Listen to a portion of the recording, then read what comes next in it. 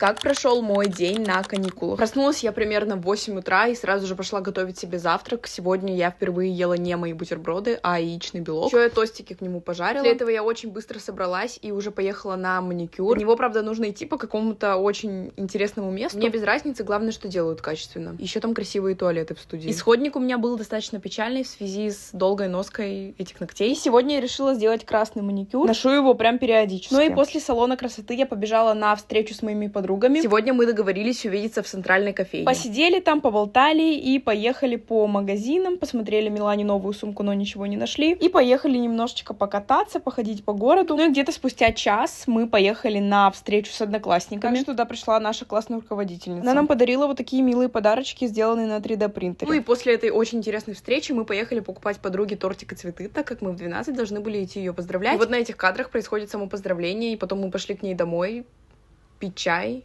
тортик.